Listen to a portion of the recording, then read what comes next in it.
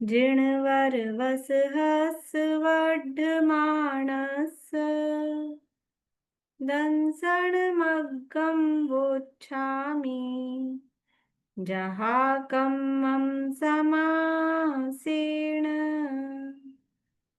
करनमन जिनवर वृषभ एवं वीर श्री वर्धमान को संक्षिप्त दिग्दर्शन यथाक्रम करूं दर्शन मार्ग का।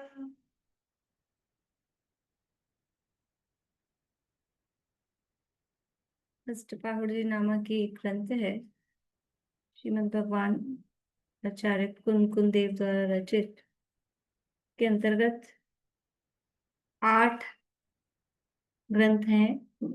एक ग्रंथ में 8 ग्रंथ हैं। 8 in 1 ऐसा दुनिया में कहीं देखा है? 2 in 1 और ज्यादा से ज्यादा 3 in 1। ये कितना है? 8 in 1। एक ग्रंथ में 8 ग्रंथ इसके अंतर्गत बांधे गए हैं। इसमें से पहला जो है दर्शन पाहुड़, उसकी चर्चा अपनी यहाँ चल रही है। दर्शन किसे कहना और उस दर्शन की क्या महिमा है, उसकी चर्चा इस ग्रंथ में, इस पाहुड़ में की जा रही है। तो मंगलाचरण के बाद में ही सबसे पहले वो दर्शन धर्म का मूल है, ये यहाँ आचार्य ने कहा। और उस दर्शन का क्या स्वरूप है वो यहाँ वचनिका में पंडित जी साहब खुलासा कर रहे हैं। गाथा और पद्यानुवाद का पाठ करते हैं। गाथा नंबर 2 है, पेज नंबर 3 है। दंसण मूलो धम्मो उवैठो जिणवरे हि शिस्साणम् तं सोऽणसकण्णे दंसणहीणोऽणवन्दिवो सद्धर्म का है मूल दर्शन जिन वरेंद्रों ने कहा, हे कान वालों सुनो दर्शन हीन वंदन योग्य न। जिनेंद्र भगवान ने शिष्यों को धर्म का मूल दर्शन को बताया, यानी दर्शन है वो धर्म का मूल है, ऐसा जिनेंद्र भगवान ने अपने शिष्यों को बताया है। तो इसलिए हे कान वालों, यानी हे संगी पंचेंद्रिय कर्ण इंद्रिय सहित तुम सुनो कि दर्शनहीन की वंदना नहीं करना चाहिए, क्योंकि धर्म का मूल ही दर्शन है। और यदि जिसके पास दर्शन ही नहीं है, जो दर्शन से रहित है, तो उसके अंतरंग में धर्म कैसे हो सकता है? और जो धर्म से रहित है उसकी वंदना कैसे की जा सकती है? इसलिए यहाँ दर्शनहीन की वंदना नहीं करना, दंसनहीनो न वंदिव्यो, ये यहाँ कहा है। देखो अपन ने बात की थी वंदिव्यो का क्या अभिप्राय है यहाँ।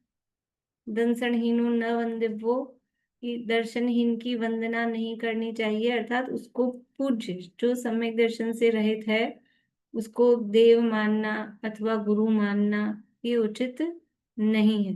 तो वंदना की जाती है, वंदना का मतलब है जो पूज्यपना है, जिसे हम परमेष्ठी रूप में अथवा धार्मिक श्रद्धा के रूप में जिसे पूजते हैं, वो वंदना नहीं करनी चाहिए। दर्शन ही यानी जो सम्यक दृष्टि है, चतुर्थ गुण स्थानवर्ती गृहस्थ है, उसकी प्रशंसा होना, उसकी अनुमोदना करना, वो एक अलग बात है। उसको वंदना शब्द पैसुरनाथ जजे है, वो उसको जजे है करके मतलब वंदना करते हैं, ऐसा अर्थ अपन कर दो।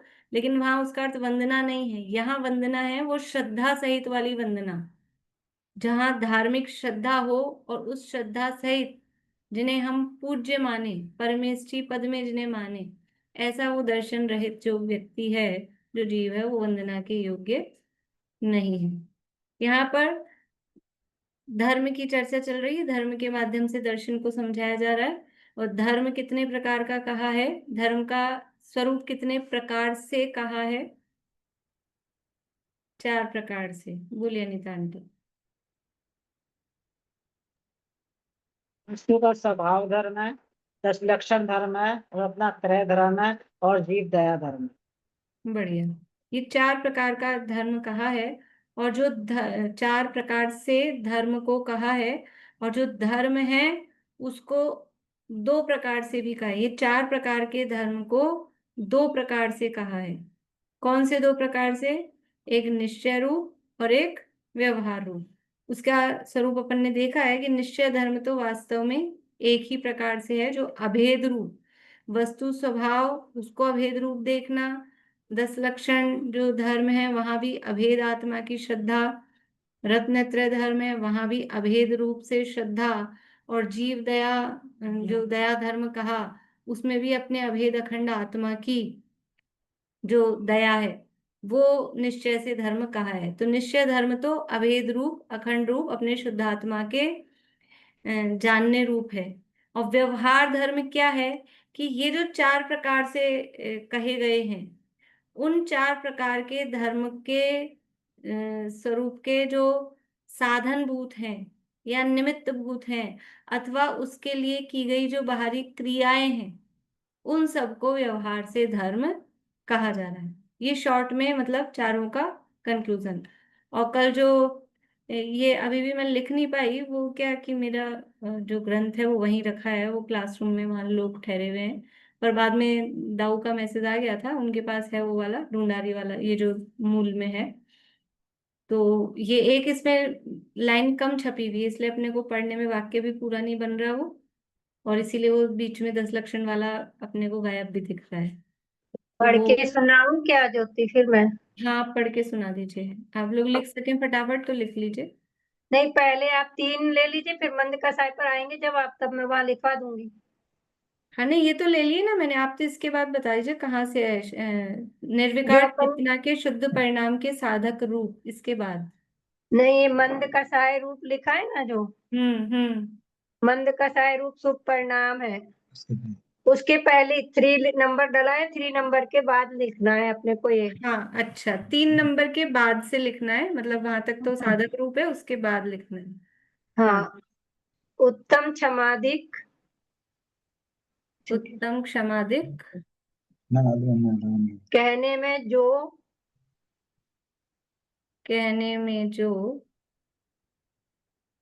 उत्तम क्षमाधिक रूप, उत्तम क्षमादिक रूप कहने में जो। हाँ, जे ऐसा लिखा है उसमें, उत्तम क्षमाधिक कहने में जे उत्तम क्षमाधिक रूप मंद कसाय रूप शुभ परिणाम है। उत्तम समाधि कहने में जो उत्तम समाधि रूप मंद कषाय रूप शुभ परिणाम है। हाँ, उत्तम पेज समाधि भेजा था। कहने में जो उत्तम समाधि रूप, उत्तम समाधि रूप, फिर मंद कषाय रूप शुभ परिणाम है। ठीक है हाँ, भैया। तो ये उत्तम समाधि कहने में कह के वो हेडिंग ले लिया कि उत्तम समाधि की बात कर रहे हैं। उसमें जो क्षमा आदि रूप शुभ परिणाम है, व्यवहार की बात कर रहे हैं ना। निश्चय से तो जो आत्मा के धर्म है, वो निश्चय से वास्तव में 10 है ही नहीं, क्योंकि एक ही चारित्र गुण है उसी की क्षमा रूप। वो तो अलग अलग अभाव से, किस कषाय के अभाव से, क्रोध के अभाव से क्षमा कहा, मान के भाव से मार्दव कहा, लेकिन वास्तव में वो सब एक वितरागता रूप है। तो वो तो एक है। लेकिन अब जो ये अलग अलग कहे हैं, तो ये जो मंद कषाय रूप परिणाम है, शुभ परिणाम, कि बाहर में क्रोध नहीं करने रूप, क्रोध नहीं करने रूप मतलब वो क्रोध आ नहीं रहा है, मान का भाव आ नहीं रहा है, कषाय मंद है। तो ये मंद कषाय रूप एक तो शुभ परिणाम भाव, और दूसरी है बाह्य क्रियाएं। मतलब 2 चीज इसमें ले रहे हैं व्यवहार में, एक तो शुभ भाव और दूसरी प्रवृत्ति क्रिया। वो व्यवहार से धर्म, यानी व्यवहार से इसको 10 लक्षण धर्म, ये भी अपन मतलब ब्रैकेट में लिख सकते हैं, व्यवहार से 10 लक्षण धर्म उनको कहा जाता है। ठीक है कहाँ ये। पर लिखना, मुझे ख्याल में नहीं आया। चौथे पॉइंट के बाद में? नहीं, 3 तो नंबर डला है ना, जहां 3 नंबर डला है। मंद कषाय रूप शुभ परिणाम है। हाँ, तो मंद कषाय से पहले लिखना है, 3 नंबर के बाद स्टार्ट वहां से करना है, वो स्टार्टिंग का थोड़ा सा छूटा हुआ है। मैम ये फिर 2 नंबर हो जाएगा ना? नहीं, 2 नंबर नहीं होगा। अभी मैं भी ऐसे मेरी मेरी बुक में करेक्शन अच्छे से करके भी थोड़ा काट वो हो गया है, फिर मैं फोटो सेंड कर दूंगी तो आप लोग लिख लेना, ऐसे कर दूंगी। ठीक। अब अपन आगे बढ़ते हैं, ये बात अपनी कल हो गई थी। और यहाँ कहा था कि ये ऐसा जो कहा है, ये धर्म एक रूप है कि अनेक रूप है, ये निश्चय रूप है कि व्यवहार रूप है, ये सब स्याद्वाद शैली में उसमें कोई विरोध नहीं आता। अपेक्षा से कथन करने में ये पूजा पाठ व्रत उपवास को या बाहरी ये जो कषायों की मंदता रूप परिणाम है, शुभ भाव है, इनको धर्म कहें कि नहीं कहें, कहें कि नहीं कहें, कि व्यवहार से कहने में कोई दिक्कत नहीं है, व्यवहार से इन्हें कहा जाएगा। देखो, जो दिखता व्यवहार ही है, कथन व्यवहार से ही होता है, बाहर वही तो दिखता है। अंतरंग धर्म दिखता कहाँ है? जैसे तपों के संदर्भ में ना, अंतरंग तप और बहिरंग तप, वो बहिरंग तप को बहिरंग तप क्यों कहते हैं? कि वो दिखते हैं बाहर से। और अंतरंग तप भी जो बाहर से दिख रहे हैं ना अपने को, ये ग्रंथ लेके हम पढ़ रहे हैं, ये हम स्वाध्याय तप कर रहे हैं, ये अंतरंग तप है। ये जो दिख रहा है ना, ये भी बहिरंग ही है वास्तव में। जो स्वाध्याय का बहिरंग करते हुए हम दिख रहे हैं, जिसको हम देख के कह सकते हैं स्वाध्याय, असली स्वाध्याय तो क्या है? स्व का अध्ययन, आत्मा का अध्ययन, आत्मा को जानना पहचानना, वो कहाँ दिखता है? बाहर से ध्यान किसे कहेंगे हम देख के? आज ही नियम सार में जो गोष्ठी चल रही ना, उसमें 89 नंबर की गाथा है। मतलब उस अभी तक इतना ध्यान नहीं पड़ा था कि शुक्ल ध्यान में जो कह रहे हैं, शुक्ल ध्यान में ये एकत्व वितर्क है कि पृथक वितर्क है, कि इधर उपयोग जा रहा है उधर उपयोग, मतलब संक्रांति हो रही है, ये सारी चीजें हैं, वो सब व्यवहार शुक्ल ध्यान है। निश्चय शुक्ल ध्यान क्या है? कि निश्चय शुक्ल ध्यान में ये सब कुछ नहीं है, वो तो बस आत्मा में लीनता है, कि एक शब्द से दूसरे शब्द पर जा रहा है, कि एक पदार्थ से दूसरे पदार्थ पर उपयोग जा रहा है, ये सारी जो बातें हैं, ये सब व्यवहार है। यानी जब परम निश्चय की बात करेंगे, तो ये सब जो भेद प्रभेद की चर्चा चल रही है, सब व्यवहार में चला जाता है। अभेद सो निश्चय, भेद सो व्यवहार। तो ऐसा स्यादवाद शैली से कथन करने में कोई दिक्कत नहीं होती, कोई विरोध नहीं आता। कथनचित विवक्षा से सब प्रमाण सिद्ध हो जाते हैं। और ऐसे ही धर्म की श्रद्धा प्रतीति रुचि सहित आचरण करना दर्शन। पेज नंबर 5 पे अपन पढ़ रहे हैं, जो दूसरी गाथा का भावार्थ है। देखिए, अब ये सब कल अपन ने पढ़ लिया था, आगे बढ़ते हैं। बीच में पैराग्राफ है तीसरा, वहां। बोलिए अंकल। ये इन्होंने जो अभी लिखाया है ना, हम्म। ये ऐसे नहीं है। ये तो मंद कसाय रूप सुपरिणाम, वो उसके साथ ही है जुड़ा हुआ। वो पूरा ही मैटर इसमें छपा नहीं है। चलिए, वो मैं खुद ही, ममता भाभी आप मुझे फोटो खींच के भेज देना। क्योंकि मेरे पास ये किताब भी है, इसके अंदर है। हाँ, तो आप भेज दीजिएगा फोटो खींच के। हाँ, यही वाली है, ये वही हाँ। ना आभा दीदी वाली? हाँ। आभा दीदी ने जो किया है कल इसका। कल भेजा है ज्योति, हाँ, कल पेज भेजा है आपको, दाऊ पेज ने भेजा भेजा है है। क्या? अच्छा, हाँ भेजा है, आपका धन्यवाद भी आ गया। एक मिनट। हाँ हाँ, देखती हूँ।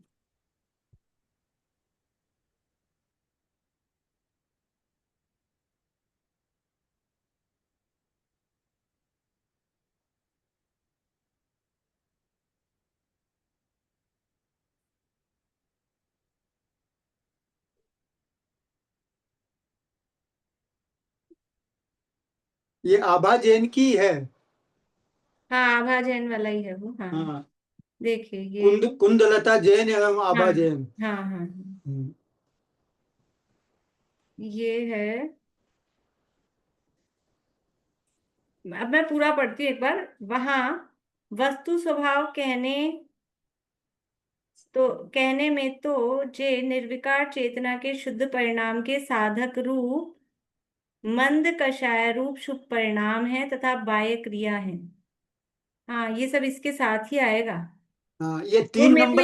मैंने कल भी आपको ये कहा था ना कि ये इसमें कॉमा अपन हटा दे तो सही बनता है। ये 3 नंबर यहाँ नहीं आएगा, 3 नंबर। हाँ, ये 3 नंबर यहाँ गलत है। अभी आप लोग कुछ मत लिखिए, मैं फोटो सेंड करूंगी तो आप लोग देख के करेक्ट कीजिएगा, अभी सब गड़बड़ होगा नहीं तो। केवल लेकिन मैं सही पढ़ रही हूँ क्या है, मैं फोटो सेंड कर दूंगी ये। हम्म। निर्विकार चेतना के शुद्ध परिणाम के साधक रूप मंद कषाय रूप शुभ परिणाम है तथा बाय क्रिया है, ते सर्व ही व्यवहार धर्म करी कहिए है। ये यहाँ तक पूरा एक वाक्य, 3 नंबर नहीं है बीच में, ये पूरा एक वाक्य है यहाँ तक। फिर आगे, ऐसे ही उत्तम क्षमादि कहने में जे उत्तम क्षमादि रूप मंद कषाय हैं तथा तिन्हीं के साधक बाय क्रियादिक हैं, ते सर्व ही व्यवहार धर्म कहिए। मतलब दोनों में वो सेकंड लाइन सेम है, इसलिए क्या है कि बीच की एक लाइन उड़ गई उसमें, टाइपिंग में दोनों में सेकंड लाइन सेम आ रही है, ये गड़बड़ हो गई है इसमें। तो मैं फोटो भेज दूंगी तो फिर देख के आप लोग अच्छे से तसल्ली से करेक्शन कर लीजिएगा, वरना अधूरा अधूरा सा लग ही रहा है।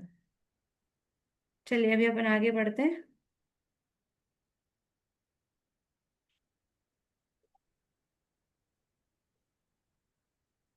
वहां बीच वाला पैराग्राफ है, अंतरंग सम्यक दर्शन तो जीव का भाव है, वह निश्चय द्वारा उपाधि रहित शुद्ध जीव का साक्षात अनुभव होना, ऐसा एक प्रकार है। अंतरंग सम्यक दर्शन क्या है? वो तो जीव का भाव है। देखो, अंतरंग का मतलब है निश्चय। निश्चय किसे कहते हैं? बहुत सारी परिभाषाएं बताई थी निश्चय की। यहाँ कौन सी परिभाषा लगेगी? निश्चय की बहुत सारी परिभाषाएं मैंने फोटो भी सेंड की थी कल परसों। यहाँ कौन सी परिभाषा लगेगी? अंतरंग सम्यक दर्शन तो जीव का भाव है। बोलिए, कौन बोल रहे हैं? अर्चना जी बोलिए। मीना चाची बोल रहे हैं, बोलिए।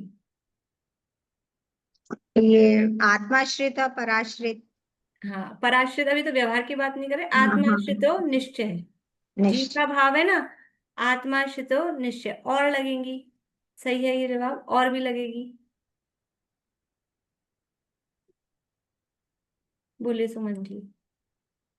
मतलब यथार्थ का सत्यार्थ जिसको कहते हैं यथार्थ रूप से जीव का। ठीक है, लेकिन एक बिल्कुल परिभाषा में जो कहा है ना वो यहाँ दिखेगा। दीपिका जी बोलिए। आवाज आवाज। जिस द्रव्य का जो भाव या परिणति हो उसे उसी द्रव्य का। बहुत बढ़िया। जिस द्रव्य का जो भाव या परिणति है उसे उसी द्रव्य की कहना। तो ये अंत जीव का भाव है ना सम्यक दर्शन, उसको जीव का कहना, ये निश्चय है। ये अंतरंग, अंतरंग सम्यक दर्शन तो जीव का भाव है। सम्यक दर्शन जीव के श्रद्धा गुण की पर्याय है और उसे जीव का कहा जा रहा है, तो वो कहलाएगा निश्चय। और सम्यक दर्शन को कहीं बाहर से कहना, अभी आगे बताएंगे, कहीं किन्हीं बाहरी आधार पर कहना, क्रिया देख के कहना, शुभ भाव देख के कहना, तो वो क्रिया और वो शुभ भाव वो जीव की परिणति नहीं है, फिर भी सम्यक दर्शन को कहना, तो वो बहिरंग या व्यवहार कहलाएगा। जिस द्रव्य का जो भाव या परिणति है उसे उसी द्रव्य की कहना, वो निश्चय है। जैसे कि वो स्टील का बना हुआ डब्बा है, तो वो स्टील की परिणति है डब्बे रूप, तो उस डब्बे को स्टील का कहना वो तो निश्चय है। लेकिन स्टील के डब्बे को चीनी का डब्बा कहना, तो वहां चीनी की तो कोई परिणति है नहीं उसमें, चीनी का थोड़ी ना बना है, लेकिन फिर भी उसको कहना तो वो उपचार या व्यवहार कहा जाता है। तो वहां अंतरंग सम्यक दर्शन तो जीव का भाव है, वह निश्चय द्वारा उपाधि रहित शुद्ध जीव का साक्षात अनुभव होना, ऐसा एक प्रकार है। जो जीव का भाव है वह निश्चय द्वारा उपाधि रहित शुद्ध जीव का साक्षात अनुभव होना। निश्चय सम्यक दर्शन क्या है? कि जो उपाधि रहित शुद्ध जीव है, उपाधि रहित अर्थात कर्मों से रहित, मोह राग द्वेष से रहित, जो जीव का शुद्ध स्वरूप है, सिद्ध समान जो शुद्ध स्वरूप है, उस शुद्ध जीव का साक्षात अनुभव होना, वो निश्चय सम्यक दर्शन है। वह ऐसा अनुभव अनादिकाल से मिथ्या दर्शन नामक कर्म के उदय से अन्यथा हो रहा है। ये जो अपना अनुभव है, अपने निर्विकार उपाधि रहित शुद्ध जीव का अनुभव, वो अनुभव अनादिकाल से हुआ ही नहीं। क्यों नहीं हो रहा है? और अनुभव क्या हो रहा है कि उल्टा हो रहा है, अन्यथा हो रहा है। क्यों हो रहा है? मिथ्या दर्शन नामक कर्म के उदय से। ये मिथ्या दर्शन या मिथ्यात्व नाम का कर्म है, उस कर्म के उदय के निमित्त से अपने शुद्ध जीव का अनुभव हमें नहीं हो पा रहा है। तो हमको और कर्मों के उदय में, मैं बहुत बार बोलती हूँ ये बात, हो सकता है आप लोग सुन सुन के परेशान हो गए हों, लेकिन हमको और सब कर्मों की तो भयानकता लगती है। अरे नीच गोत्र बन जाएगा तो नीच गोत्र में जन्म हो जाएगा, अरे ऐसा नाम कर्म बन जाएगा तो शरीर ऐसा टेढ़ा मेढ़ा काला कलूटा मिल जाएगा, या अरे असाता बन जाएगी तो असाता का उदय आएगा। वहां सब तो थोड़ी सावधानी रखते हैं, परिणाम संभालो परिणाम संभालो। परिणाम संभालने के नाम पर मतलब उन्हीं को लक्ष्य में रख के हम बात करते हैं। लेकिन ये जो देवशास गुरु की विराधना और अवरवाद के फल में जो मिथ्यात्व नाम का कर्म बनता है, तो उसका क्या फल आ रहा है, उसका क्या इफेक्ट आ रहा है, वो भयानकता हमारे ख्याल में ही नहीं आती है। मतलब मिथ्यात्व नहीं बंधे, उसके प्रति हमारी कोई जागरूकता नहीं होती है। ये तो केवली शुद्ध संग धर्म देवा वर्णवादो दर्शन मोहस्य, ये भी व्यवहार के मतलब स्थूल कारण कहे हैं। अंतरंग में अपने आत्मा के प्रति अरुचि, विषयों के प्रति रुचि, वो दर्शन मोहनी के आश्रव का कारण है। उधर से हमारा कोई मतलब हमको कोई लेना देना नहीं रहता है। खाली हम बाहरी आघातिया कर्मों पे ही थोड़ा बहुत ज्ञानावरण दर्शनावरण, नहीं किसी के ज्ञान में बांधा नहीं डाले हैं, हमारे ज्ञानावरण बन जाएगा, नहीं किसी के इसमें थोड़ा वहां विचार कर लेते हैं। लेकिन ये दर्शन मोहनी का फल क्या है कि ये ऐसा अनुभव अनादिकाल से हुआ नहीं, और अगर यही चलता रहा कार्यक्रम तो ऐसा अनुभव नहीं होगा। अपने आत्मा का, अपने को नहीं जान पा रहे, कितना मतलब कैसी स्थिति है। उसमें उसमें कौन निमित्त बन रहा है? मोहनी कर। इसलिए मोह को प्रबल कहा जाता है कि अपने को जानने में वो बाधक बन जाता है। सादी मिथ्या दृष्टि के उस मिथ्यात्व की तीन प्रकृतियां सत्ता में होती हैं, मिथ्यात्व, सम्यक मिथ्यात्व और सम्यक प्रकृति, तथा उनकी सहकारिणी अनंतानुबंधी क्रोध मान माया लोभ के भेद से चार कषाय नामक प्रकृतियां हैं। इस प्रकार यह सात प्रकृतियां ही सम्यक दर्शन का घात करने वाली हैं। इसलिए इन सातों का उपशम होने से पहले तो इस जीव के उपशम सम्यक होता है। इन प्रकृतियों के का उपशम होने का बाह्य कारण सामान्यतः द्रव्य क्षेत्र काल भाव है। इसको बाद में पढ़ते हैं, पहले ये देखते हैं कि इस निश्चय सम्यक दर्शन तो क्या है, वो अपने शुद्ध जीव का अनुभव होना, ये निश्चय सम्यक दर्शन है। और अब ये निश्चय सम्यक दर्शन क्यों नहीं हो रहा है कि मिथ्या दर्शन नामक कर्म के उदय से। अब पहले एक एक कर्म कहा, मिथ्या दर्शन नामक कर्म के उदय से, लेकिन वो मिथ्या दर्शन या मिथ्यात्व मतलब मिथ्या दर्शन या दर्शन मोहनीय कहो, उसके भेद कितने हैं? रजनी जी मुंबई, दर्शन मोहनी कर्म के कितने भेद हैं मालूम है आपको? बोलिए। दर्शन मोहनी चार। चार कौन तीन है, कौन से? तीन है, तीन है। तीन कौन कौन से हैं?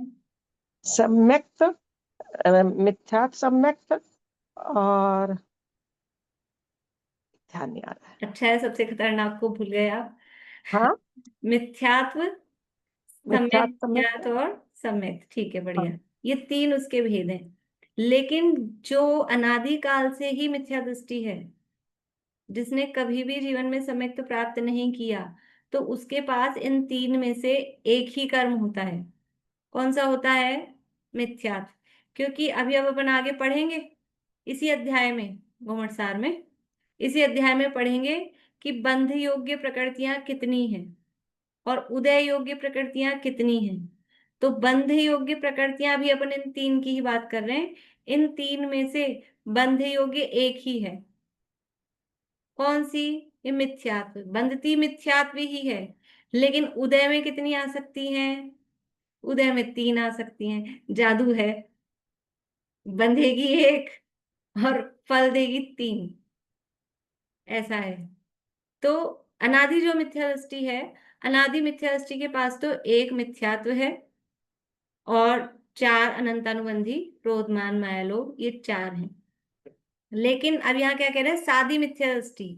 सादी मिथ्या दृष्टि मीन्स, चित्रा जी, सादी मिथ्या दृष्टि मीन्स बोलिए, अगर पता है तो बोलिए, नहीं तो फिर मैं बताऊं। नहीं पता? सरिता जी?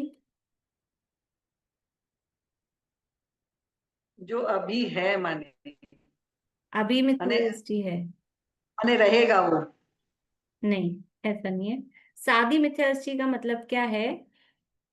चलिए बोलिए, अंकल बोलिए। फिर सम्यक दर्शन होके छूट जाता है, हाँ, वो जिसको शादी। सम्यक होकर छूट गया उसे कहते हैं सादी मिथ्या दृष्टि। जिसको कभी सम्यक तो हुआ ही नहीं उसे बोलते हैं अनादि मिथ्या दृष्टि। और जिसको सम्यक तो हुआ था लेकिन अभी प्रेजेंट में तो मिथ्या दृष्टि है, वर्तमान में तो मिथ्या दृष्टि है, लेकिन पहले कभी सम्यक दृष्टि था, अभी मिथ्या दृष्टि हो गया, तो उसे बोलेंगे सादी मिथ्या दृष्टि। और जो अभी भी मिथ्या दृष्टि है और पहले भी मिथ्या दृष्टि ही था, कभी जिंदगी में सम्यक दृष्टि हुआ ही नहीं, जिंदगी मतलब पीछे अनेक भवों में भी अनादिकाल से कभी सम्यक दृष्टि हुआ ही नहीं, तो वो कहलाता है अनादि मिथ्या दृष्टि। तो अनादि मिथ्या दृष्टि के पास इन तीन में से एक ही है, अकेली मिथ्या। और जो सादी मिथ्या दृष्टि है उसके पास तीन हो गई हैं, तीन हो गई हैं, मिथ्यात्व, सम्यक मिथ्यात्व और सम्यक प्रकृति। तो ये यहाँ कह रहे हैं कि सादी मिथ्या दृष्टि के उस मिथ्यात्व की तीन प्रकृतियां सत्ता में होती हैं, मिथ्यात्व, सम्यक मिथ्यात्व और सम्यक प्रकृति, ये तीन। और उनकी सहकारिणी अनंतानुबंधी क्रोध मान माया लोभ, ये चार। तो ये चार और तीन सात, इस प्रकार ये सात प्रकृतियां ही सम्यक दर्शन का घात करने वाली हैं। 148 कर्म प्रकृतियों में से कितनी प्रकृतियां हैं जो सम्यक्त्व की बाधक हैं, सम्यक्त्व की विरोधी हैं, सम्यक का घात करने वाली हैं? तो 148 में से ये सात प्रकृतियां, तीन दर्शन मोहनीय की और चार अनंतानुबंधी, ये सात प्रकृतियां हैं, ये सम्यक की घातक कही जाती हैं। वास्तव में सात कह रहे हैं, लेकिन सम्यक्त प्रकृति के उदय में तो सम्यक्त हो सकता है, पर फिर भी उसका काम क्या रहता है कि सम्यक्त में वो दोष उत्पन्न करता है, इसलिए कुछ ना कुछ घात तो कर ही रहा है, इसलिए सातों को एक साथ घातक कहते हैं। तो ये मतलब सम्यक्त की कंपिटिटर, उसकी प्रतिपक्षी प्रकृतियां, यानी जब भी सम्यक्त की बात चलेगी तो कौन से कर्म आएंगे? ये सात प्रकृतियां, इन सात प्रकृतियों से ही सम्यक्त का संबंध है। तो इन सात का उपशम होने से पहले तो इस जीव के उपशम सम्यक्त होता है। अब देखिए, यहाँ तो सामान्य रूप से कह दिया कि सात का उपशम होने से उपशम सम्यक्त होता है, लेकिन अगर अनादि मिथ्या दृष्टि है, पहले अपन पढ़े हुए हैं कई बार, अगर अनादि मिथ्या दृष्टि है तो उसके कितनी प्रकृतियों का उपशम होगा औपशमिक सम्यक्त होने के लिए? उंगली से बता रहे हैं सब, बढ़िया। आज तो दिन में भी सब मुझे ऐसे ऐसे दिखा रहे थे, अभी भी एकदम ऐसे ऐसे दिखा रहे हैं, बढ़िया। पांच प्रकृतियों का, ठीक है, पांच प्रकृतियां, यानी एक मिथ्यात्व और चार अनंत अनुबंधी, क्योंकि बाकी की दो उसके पास अभी है ही नहीं। ये एक से तीन कब होती है? ये एक से तीन जब होती है कि जब उसको सम्यक दर्शन प्राप्त हो जाए। जब सम्यक दर्शन प्राप्त हो जाता है तभी ये एक से तीन होती है। तो अभी सम्यक दर्शन प्राप्त ही नहीं हुआ, इसलिए उसके पास में एक ही है। तो अनादि मिथ्या दृष्टि पांच प्रकृतियों के उपशम पूर्वक औपशमिक सम्यक तो प्राप्त करता है। और अगर सादी मिथ्या दृष्टि है और यदि वो औपशमिक सम्यक तो प्राप्त कर रहा है, तो वो पांच के उपशम पूर्वक भी कर सकता है, छह के उपशम पूर्वक भी कर सकता है और सात के उपशम पूर्वक भी कर सकता है। कैसे कर सकता है? बोलिए। मतलब जब वो साधी मिथ्या दृष्टि है और औपसमिक सम्यक का काल तो एक अंतर मुहूर्त होता है, मतलब उसके बाद है ना वो असंख्यात वर्ष तक, मतलब बीत जाने के बाद भी बीत जाए और उसका सम्यक तो छूट जाता है, वापस वो सम्यक की प्राप्ति नहीं करता है। तो उसके पहले 6 प्रकृतियों का मतलब वो पहले सम्यक मिथ्यात्व का बंध होगा, फिर वापस बंध नहीं होता है, सम्यक मिथ्यात्व का बंध नहीं होता है। मतलब वापस वो टूट मतलब वो मिल उसमें जाता। जुड़ जाएगी, हाँ मिथ्यात्व में वो जुड़ जाएगी वो। हाँ। हाँ, और फिर वापस कुछ मतलब असंख्यात वर्ष के पहले बाद सम्यक मिथ्यात्व नहीं जुड़ती, पहले सम्यक फिर सम्यक मिथ्यात्व। पहले सम्यक तो जुड़ते फिर सम्यक मिथ्यात्व है।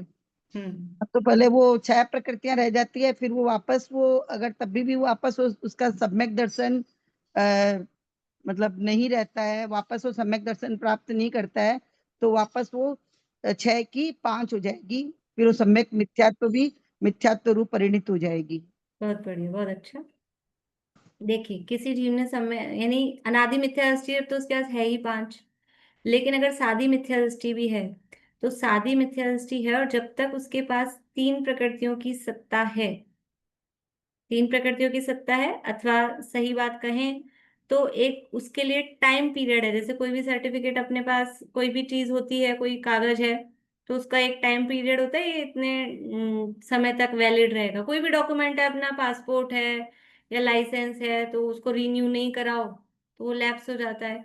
तो ये जो 3 टुकड़े हुए हैं, ये जब तक 3 टुकड़े हैं और कुछ एक टाइम पीरियड, यानी पल्ले का असंख्यातवा भाग काल उसके लिए टाइम पीरियड है, तब तक तो जीव अगर दोबारा जब भी सम्यक्त करेगा तो वो क्षयोपशमिक सम्यक्त ही करेगा, औपशमिक सम्यक्त नहीं करेगा। लेकिन यदि वो पल्ले का असंख्यातवा भाग काल से ज्यादा काल उसको बीत गया और उसने सम्यक्त प्राप्त नहीं किया, जो टाइम पीरियड, अगर पल्ले ये याद नहीं रहता कोई बात नहीं, कि वो एक एक निश्चित टाइम है, इतने टाइम तक अगर वो सम्यक्त प्राप्त करेगा तो वो प्रथमोपशम की जगह डायरेक्ट क्षयोपशम सम्यक्त प्राप्त कर सकता है। लेकिन इतने टाइम में भी उसने सम्यक्त प्राप्त नहीं किया और उसको क्रॉस कर दिया, तो अब वो सम्यक्त प्राप्त करेगा तो कौन सा करेगा? तो औपशमिक सम्यक्त ही करेगा। अब ये इतना टाइम जो बीता है, यहां तक अभी तक उसके पास 3 टुकड़े रहे हैं सत्ता में, यहां तक उसके पास अभी 3 टुकड़े हैं। तो 3 टुकड़े होने पर भी लेकिन टाइम चला गया है उसका, तो वो 7 प्रकृतियों के उपशम पूर्वक प्रथमोपशम सम्यक्त प्राप्त करेगा। और उसने इस टाइम को और क्रॉस कर दिया और आगे बढ़ गया, तो अब ये 7 की जगह मिलके 6 हो जाएंगी। यानी सबसे पहले जो सम्यक प्रकृति है, वो सम्यक प्रकृति भी मिल जाएगी। अभी 2 ही बचेंगे, मिथ्यात्व और सम्यक मिथ्यात्व। फिर थोड़ा और टाइम बीता और फिर भी उसने सम्यक प्राप्त नहीं किया, तो यानी अभी जो 6 हुए हैं, 6 होने के बाद में यदि अभी उसके पास टाइम औपशमिक सम्यक का है, तो 6 होने के बाद भी यदि प्रथमोपशम सम्यक कर रहा है, तो वो 6 प्रकृतियों के उपशम पूर्वक प्रथमोपशम सम्यक्त करेगा। और अगर और समय उसका बीत गया, और समय बीत गया और वो सम्यक मिथ्यात्व भी मिथ्यात्व रूप हो गई, तो वो 6 की क्या हो जाती है? 5। तो फिर वो वापस से अनादि मिथ्या दृष्टि जैसा ही सादी मिथ्या दृष्टि हो जाता है। तो 5 प्रकृतियों के उपशम पूर्वक प्रथमोपशम सम्यक्त करता है।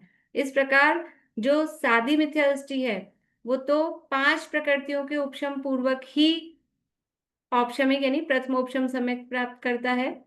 और जो अनादि मिथ्या, नहीं, पहले मैंने सादी बोला क्या?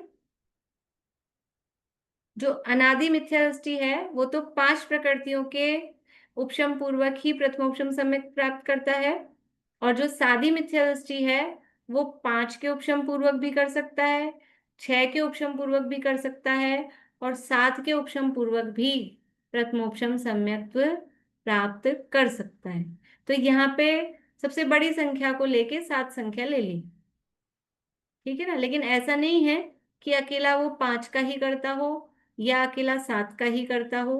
5 का भी कर सकता है सादी मिथ्या दृष्टि, 6 का भी उपशम कर सकता है, अथवा 7 का भी उपशम कर सकता है। ये डिपेंड करता है कि उसको पहली बार जो उसने प्रथमोपशम सम्यक किया था इससे पहले, उसको छोड़े हुए उसको कितना टाइम हो गया।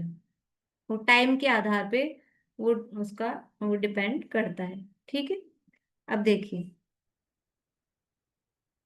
इस प्रकार ये 7 प्रकृतियां ही सम्यक दर्शन का घात करने वाली हैं। इसलिए इन सातों का उपशम होने से पहले तो इस जीव के उपशम सम्यक्त होता है। पहले तो इस जीव के उपशम सम्यक्त होता है, यानी 3 प्रकार के सम्यक्त हैं। कौन से 3 प्रकार के सम्यक्त हैं? 3 प्रकार के सम्यक्त, निशा जी। औपशमिक, शायिक और शैवशमिक। हाँ, औपशमिक, शैवशमिक और शायिक, ये 3 प्रकार के सम्यक्त हैं। इन 3 प्रकार के सम्यक्त में पहले, यानी अगर अनादि मिथ्या दृष्टि है या वो अनादि जैसा सादी मिथ्या दृष्टि हो गया है, तो सबसे पहले सम्यक्त जो होगा तो उसको बोलते हैं औपशमिक सम्यक्त। और मिथ्यात्व के अभाव पूर्वक जो औपशमिक सम्यक्त होता है उसे बोलते हैं प्रथमोपशम सम्यक्त। तो इस प्रकार से औपशमिक सम्यक्त तो होता है। अब यहाँ इनके कारण कहे हैं, देखिए, इन प्रकृतियों का उपशम होने का भी, प्रकृतियां उपशमित कैसे होंगी? कोई ना कोई बाहरी निमित्त, कोई बाहरी कारण तो होना चाहिए। तो बाह्य कारण सामान्यतः द्रव्य क्षेत्र काल भाव हैं। बाहरी द्रव्य क्षेत्र काल भाव के कारण से ये कर्मों का उपशम, देखो कर्मों का उपशम होना, कार्य हो रहा है यहाँ पे सम्यक दर्शन। अपन ने निमित्त उपादान पढ़ा, निमित्त उपादान पढ़ा है ना, निमित्त नैमित्तिक संबंध, निमित्त उपादान, ये पढ़ा अपन ने।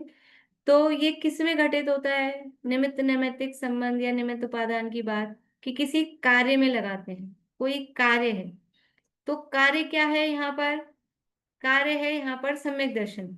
ये सम्यक दर्शन कार्य हो रहा है, इसका उपादान कौन है? सम्यक दर्शन का उपादान क्या होगा? कि जो वस्तु उस कार्य रूप परिणमित होती है वो उपादान होती है। तो सम्यक दर्शन का उपादान क्या है रश्मि जी? सम्यक दर्शन का उपादान क्या है? ये द्रव्य क्षेत्र काल भाव, ये आएगा क्या?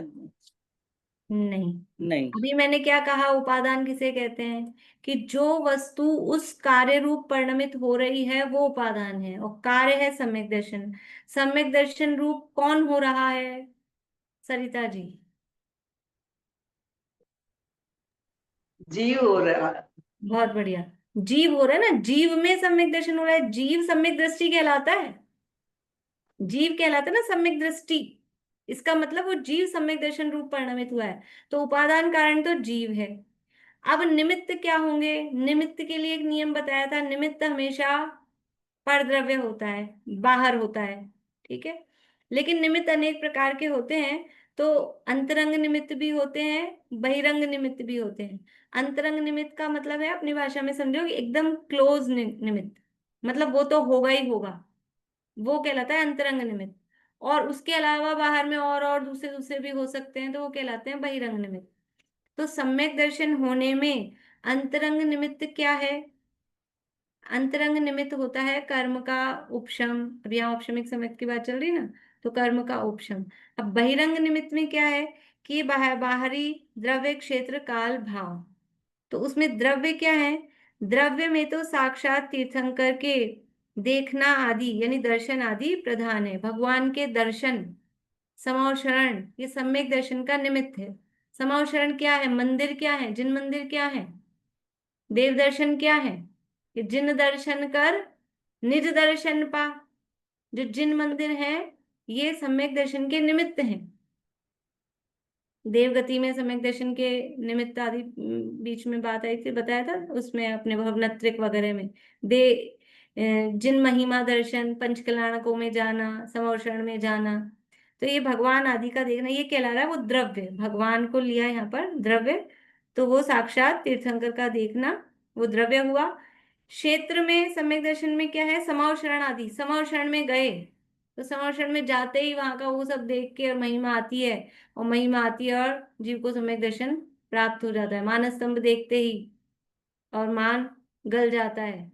तो एंटर होते ही नीचे से ही ऊपर तक देखते देखते कि सब रत्नों ही रत्नों का, सोना चांदी, और ये क्या महिमा है, ये जिसके लिए ये बना है वो कितना महिमाशाली होगा, और वो कैसे ये बना है, तो ये देख के महिमा आती है और सम्यक दर्शन प्राप्त हो जाता है। तो क्षेत्र में ये समर्षण, समर्षण कह सकते हैं, जिन मंदिर भी क्षेत्र रूप में ले सकते हैं, और जिन प्रतिमा और साक्षात तीर्थंकर भगवान वो द्रव्य में ले सकते हैं। काल में अर्ध पुद्गल परावर्तन संसार भ्रमण शेष रहे। अभी किसी जीव का अर्ध पुद्गल परावर्तन काल शेष बचा है संसार का, तो ये भी काल की अपेक्षा से सम्यक दर्शन का निमित्त बाहर में कहा जा सकता है कि इससे ज्यादा उसका संसार नहीं बचा, क्योंकि सम्यक दर्शन होने के बाद में जीव अर्ध पुद्गल परावर्तन काल से ज्यादा संसार में नहीं रह सकता। ज्यादा से ज्यादा रहे तो अर्ध पुद्गल परावर्तन काल। और भाव में, भाव कौन से हैं सम्यक दर्शन के निमित्त? तो ये अधः प्रवृत्त करण, अपूर्व करण इत्यादि रूप से जो भाव है वो बाहर में, और भी भाव ले सकते हैं बाहर में, समझ लो सच्चे देव शास्त्र गुरु के प्रति भक्ति आदि, मतलब बाहर में बहिरंग निमित्त के रूप में। तो यहाँ अधः प्रवृत्त करण आदि ये सम्यक दर्शन के निमित्त कहे गए हैं। अब यहाँ आगे और बता रहे हैं, विशेष रूप से अनेक हैं। ये तो सामान्य रूप से बता दिया, द्रव्य क्षेत्र काल भाव रूप से, इसी को आगे और विस्तार से दे रहे हैं, कल इसकी चर्चा करेंगे। अभी यहीं पूरा करते हैं, समय इतना हो गया। बोलिए पूर्णिमा आंटी। जैसे अभी तीन प्रकृतियां जोड़ने का बताया ना आपने, हम्म, तो सम्यक प्रकृति पहले जुड़ेगी। हाँ, मैं तो पहले सम्यक प्रकृति जुड़ेगी, फिर सम्यक। सम्यक दर्शन बना रहते था उस समय पर, तो सम्यक प्रकृति का तो उदय शिवोपम चलता सम्यक है। दर्शन कहाँ बना रहता है? शिवोपम सम्यक दर्शन बना रहेगा तो सम्यक प्रकृति का उदय रहेगा, फिर कैसे जुड़ेगी? हाँ, तो वही तो मैं मिथ्या बोल फिर तो दृष्टि की उसका। मिथ्या दृष्टि की जुड़ती है, फिर वो सम्यक तो प्राप्ति क्यों करेगा अगर शिवोपम सम्यक दर्शन है? हाँ, तो वही तो सम्यक दर्शन, शिवसम सम्यक दर्शन मिथ्या किसी को दृष्टि रहा की ना। जुड़ती है, मिथ्यात्व में एक आते मिनट, ही इनकी उद्वेलना होती है। नहीं तो शिवसम सम्यक दृष्टि के सम्यक मिथ्या तो और मिथ्या तो एक हो जाएगा क्या? शिवोपम सम्यक दृष्टि के तीन टुकड़े ही हैं, अभी शिवोपम सम्यक दृष्टि की बात ही नहीं चल रही है। तो जो उसके हम्म, शोभशम सम्यक दृष्टि के तीनों टुकड़े मौजूद हैं। ये तीन टुकड़े दो और एक कब होते हैं? जब जीव मिथ्यात्व में आ जाता है तभी हो सकते हैं, उसके पहले नहीं। सम्यक दृष्टि के नहीं होंगे वो। जब जीव मिथ्यात्व में आ जाएगा तभी। हाँ, बात ही मिथ्या दृष्टि की चल रही थी। हाँ, वो तो चल रही, पर मेरे को मन हाँ, शंका आई ना मन में कि नहीं, शिवसम सम्यक दर्शन में भी ऐसा कुछ होता क्या? सूक्ष्म सम्यक दृष्टि के नहीं जुड़ेंगे। मिथ्यात्व में जब जीव आ जाएगा, तो जैसे ही हाँ, मिथ्यात्व में आ जाता है, तो मिथ्यात्व में आते ही धीरे धीरे धीरे धीरे सम्यक प्रकृति के परमाणु सम्यक मिथ्यात्व और मिथ्यात्व में कन्वर्ट होना चालू हो जाते हैं। पर इतना स्लो होते हैं, इतना स्लो होते हैं कि उसको टाइम लग जाता है, पल्ले का असंख्याता भाग। जोड़ने में। सम्यक प्रकृति के भी होना चालू हो जाते हैं और सम्यक मिथ्यात्व के भी होना चालू हो जाते हैं, लेकिन सम्यक प्रकृति में क्योंकि उसका पार्ट कम है, तो सम्यक हम्म, प्रकृति कन्वर्ट जल्दी पहले समाप्त हो हो जाए। जाती है, उसको उद्वेलना वर्ड बोलते हैं। सम्यक हम्म, प्रकृति की उद्वेलना पहले हो जाती है और सम्यक हम्म। मिथ्यात्व की फिर बाद में पूरी होती है। जैसे कसायों की उद्वेलना होती ना, वैसे उसी तरह से होती क्या? कषायों की तो उद्वेलना नहीं, जैसे उसको भी संयोजना बोलते हैं। ये सही हो जाए। उद्वेलना है, हाँ। अच्छा। बोलिए शशि भाभी। ये उपशम सम्यक्त में और प्रथमोपशम सम्यक्त में अंतर है क्या? नहीं, जब उपशम सम्यक तो बोलते हैं सामान्य रूप से, तो प्रथमोपशम ही उसको मतलब प्रथमोपशम के लिए ही उसको कहते हैं। पर क्योंकि हम क्लियर रखें उसको बात को, इसलिए प्रथमोपशम वर्ड में बोल रही हूँ, क्योंकि दूसरा द्वितीय उपशम भी होता है, उपशम सम्यक दो प्रकार के होते हैं ना, इस। पर जहां भी अगर नाम नहीं लिखा है द्वितीय उपशम, अगर अकेला उपशम ही लिखा है, तो 95%, 100% नहीं कहती हूँ, 95% वहां प्रथमोपशम सम्यक से ही उसका अर्थ लगाया जाता है। पर कहीं कहीं अकेला उपशम भी लिखा होता है, तो वहां द्वितीय उपशम की भी बात होती है, कहीं कहीं ऐसा भी होता है। बोलिए चित्रा जी। ये प्रथमोपम सम्यक के बारे में कुछ बताइए। प्रथमोपशम सम्यक के बारे में भी बताया था ना कि प्रथमोपशम सम्यक किसे कहते हैं? कि जब जब मिथ्यात्व के अभाव पूर्वक मिथ्या दृष्टि जीव जब जब औपशमिक सम्यक प्राप्त करता है, तो उसको प्रथमोपशम सम्यक तो कहते हैं। पहली बार हो वो प्रथमोपशम नहीं। मिथ्या दृष्टि जीव जब जब औपशमिक सम्यक्त्व प्राप्त करता है तो उसको प्रथमोपशम सम्यक्त्व कहते हैं। चाहे वो 5वीं बार कर रहा हो, चाहे 10वीं बार कर रहा हो, चाहे 1000वीं बार कर रहा हो, उसको प्रथमोपशम सम्यक्त्व कहते हैं। चलिए अब इस समय अपना हो गया है, जिनवाणी स्तुति करते हैं। बोलिए सरिता जी।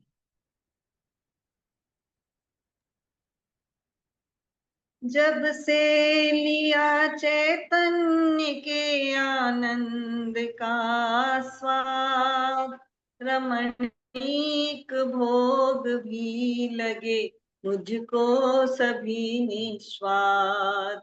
ध्रुव धाम की ही ओर दौड़े परिणति मेरी, निर्ग्रंथता की भावना अब हो सफल मेरी।